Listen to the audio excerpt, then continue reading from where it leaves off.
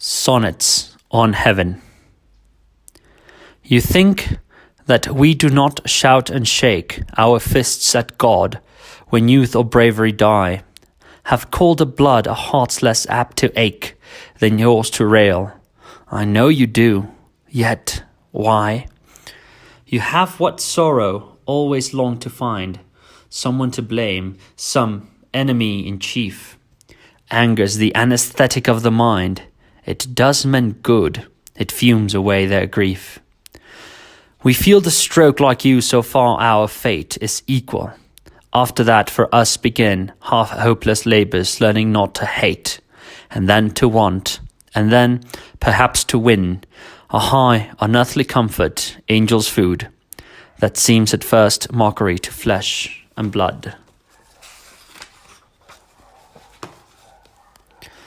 There's a repose, a safety, even a taste of something like revenge, in fixed despair which were forbidden.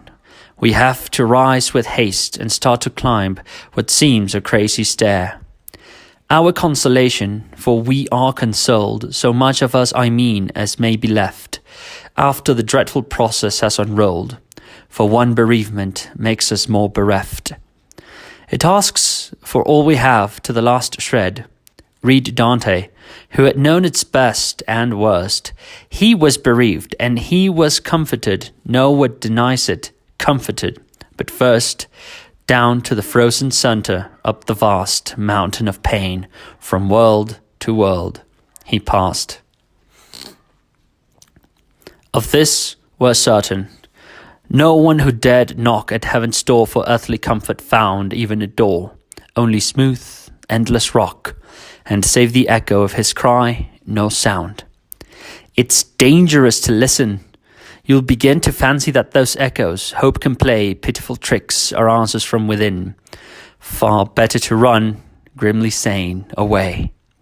Heaven cannot thus, earth cannot ever give the thing we want.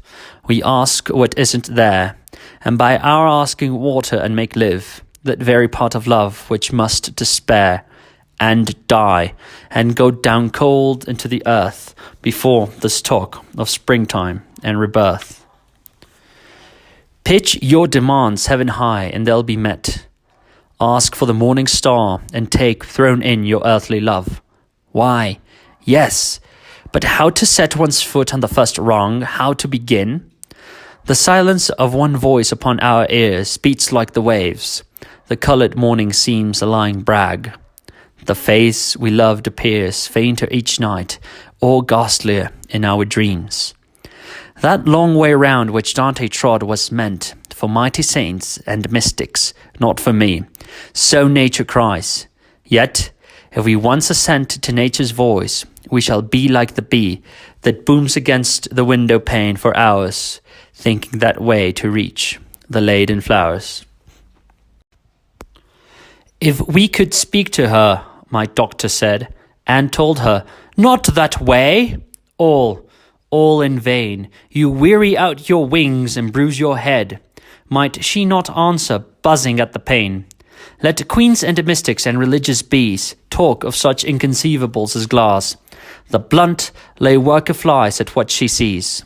Look there, ahead, the flowers, the grass. We catch her in a handkerchief, who knows what rage she feels, what terror, what despair, and shake her out, and gaily out she goes, where quivering flowers stand thick in summer air, to drink their hearts, but left to her own will, she would have died upon the window sill.